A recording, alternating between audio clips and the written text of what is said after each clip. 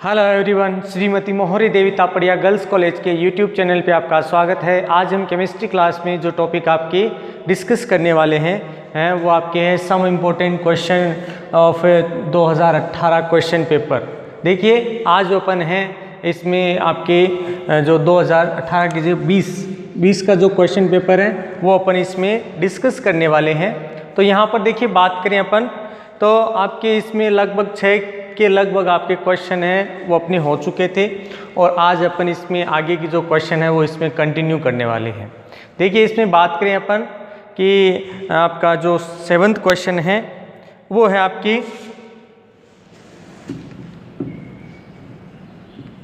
कि जो आपका कंपन स्पेक्ट्रम है, ठीक है। तो इसमें क्या बताया गया, इसके चयन के नियम, ये चयन के नियम क्या है इसमें आपको लिखने हैं। तो यहाँ पर देखिए कंपन स्पेक्ट्रम में चयन के नियम कौन कौन से हैं। तो यहाँ पर जनरली इसमें पूरा तो नहीं दे रखा लेकिन शॉर्ट में है, फिर भी अपन इसको डिस्कस करते हैं। तो यहाँ पर देखिए कंपन स्पेक्ट्रम से पहला रूल जो क्या है कि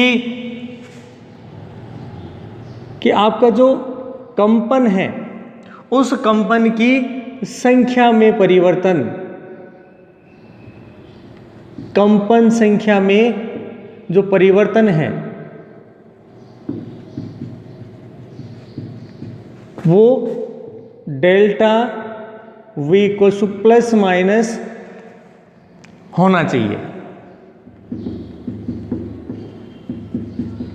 क्या बताया है कि पहला कि कंपन संख्या में जो परिवर्तन डेल्टा V हो रहा है वो पॉजिटिव या नेगेटिव दोनों ही क्या होने चाहिए इसमें, कि जो मान आएंगे जो कंपन होगा वो इस तरह से होगा। दूसरा कि भी आपका जो अणु है आपके कंपन के दौरान उसके द्विध्रुव आघूर्ण में क्या होना चाहिए, परिवर्तन होना चाहिए। तो दूसरा क्या लिख दिया कि अणु के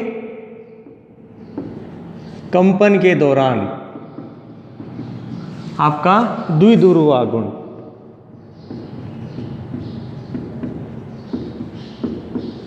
में क्या होना चाहिए, आपका परिवर्तन होना चाहिए, कि इसमें ये क्या होता है, चेंजेबल होना चाहिए।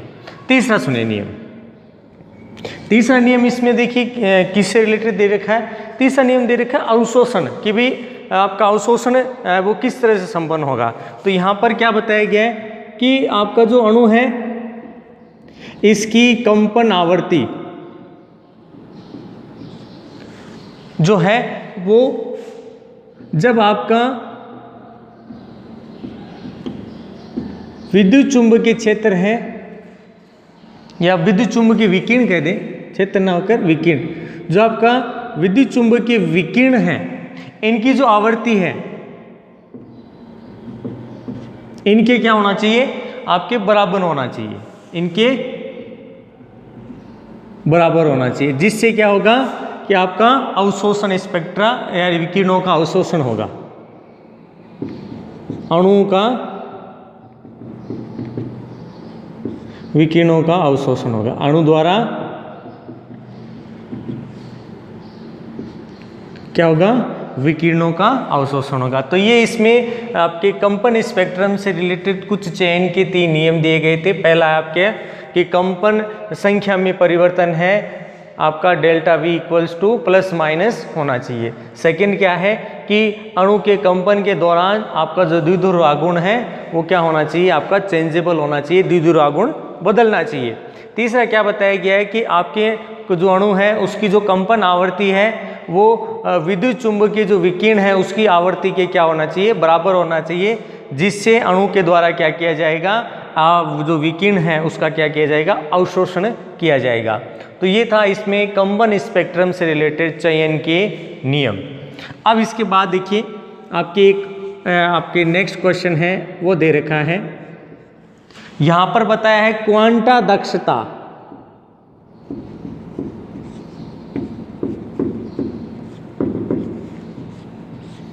अब क्वांटा दक्षता क्या होती है, आपने क्वांटा नाम है सामान्यतः आपने जो प्रकाश विद्युत प्रभाव है उसमें ये सुन रखा है कि भी क्वांटा क्या होता है, कि छोटे छोटे ऊर्जा के जो पैकेट्स होते हैं उनको क्या बोला जाता है, जो फोटोन के रूप में होते हैं उनको क्या बोला जाता है, क्वांटा बोला जाता है। तो यहाँ पर क्या बताया कि किसी रासायनिक अभिक्रिया में आपके जो अवशोषण ऊर्जा के जो प्रत्येक क्वांटा है, यानी जो प्रकाश ऊर्जा के मैंने किसी अभिक्रिया के अंदर जो आपके प्रकाश अवशोषण हो रहा है उसमें जो आपका प्रकाश अवशोषित हो रहा है वो सामान्यतः किस रूप में हो रहा है, क्वांटा के रूप में हो रहा है। तो यहाँ पर क्या बताया गया है कि जो प्रत्येक क्वांटा है वो रासायनिक अभिक्रिया में भाग लेने वाले जो आपके अणुओं की संख्या है वह उसकी क्वांटा दक्षता कहलाती है।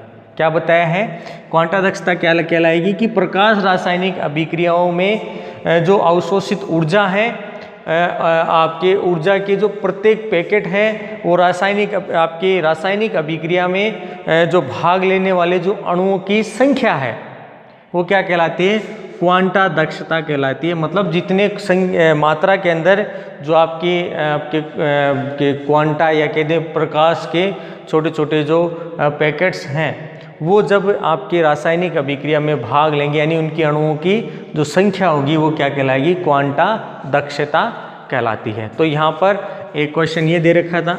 इसके बाद सुनिए, इसके बाद एक क्वेश्चन और दे रखा है आपका, क्वेश्चन दे रखा है आपकी प्रकाश संवेदक से क्या मतलब है या क्या तात्पर्य है। प्रकाश संवेदक से तात्पर्य, अब सुनना है प्रकाश संवेदक किसे कहेंगे।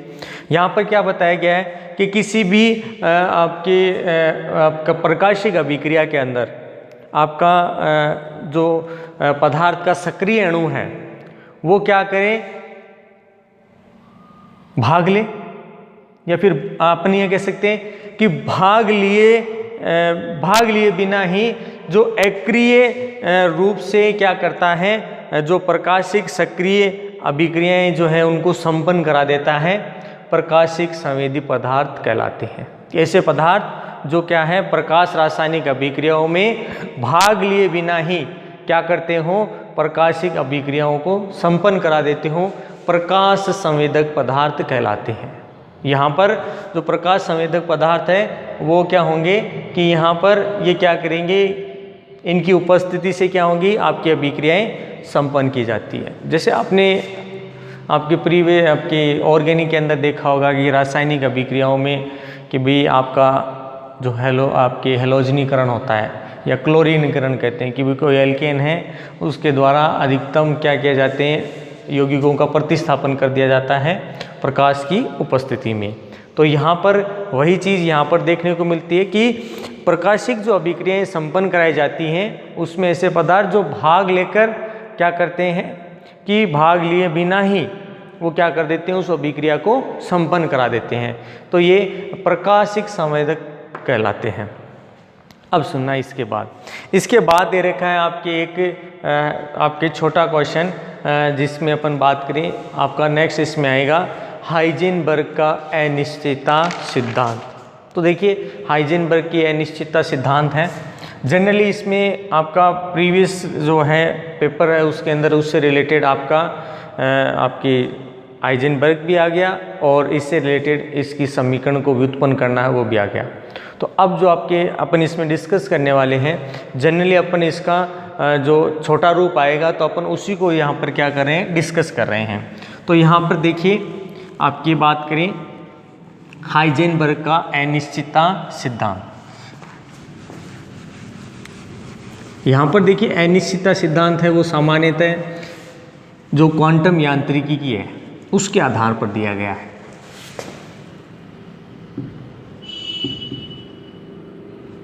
हाइजेनबर्ग अनिश्चितता सिद्धांत। देखिए यहाँ पर क्या बताया गया है कि सामान्यतः ये किसी तरंग से रिलेटेड या किसी कण के रिलेटेड दोनों से हो सकता है, क्योंकि द्वैत प्रकृति के बारे में इससे पहले डी ब्रोगली है उसका एक्सप्लेनेशन आ चुका था। अब यहाँ पर बात करें कि किसी कण के लिए बात करें, किसी सामान्यतः जो आपका सूक्ष्म कण है उसके लिए बात करें तो उसमें क्या बताया गया है कि एक तो उसकी स्थिति और दूसरा है उसका संवेग। यहाँ पर क्या बताया गया है कि दोनों का जो मापन है वो सही सही रूप से आपके ज्ञात करना क्या है, असंभव है। कि यहाँ पर स्थिति और जो संवेग है इनमें क्या होता है कि दोनों का जो सही सही निर्धारण कह दे वो संभव नहीं है। अब किस तरह से नहीं है उसकी अपन यहाँ पर बात करते हैं कि यहाँ पर क्या बताया गया कि मान लो अपन ने किसी एक आपकी स्थिति पर क्या कह दिया कि भाई हमने किसी कण की है जो स्थिति है उसको क्या कर दिया, निश्चित कर दिया। तो यहाँ पर क्या बताया गया है, अगर अपन किसी कण की स्थिति को निश्चित करते हैं तो उसी समय जो कण का संवेग होगा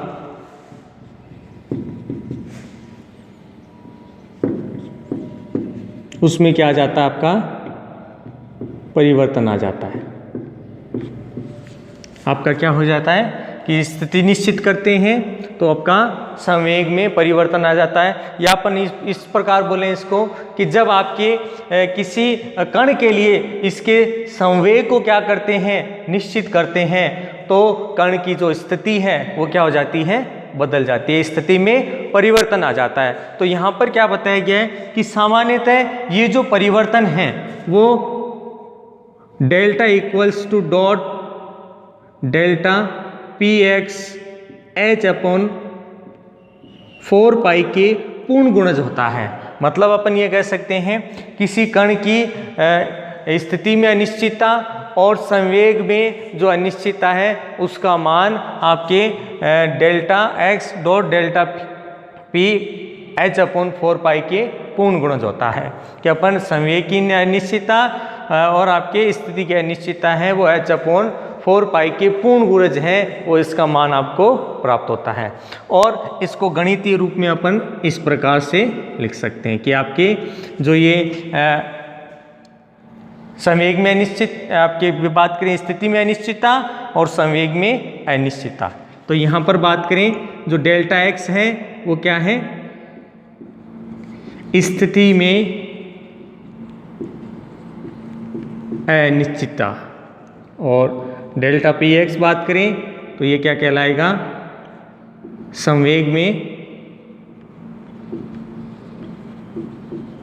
अनिश्चितता कहलाता है।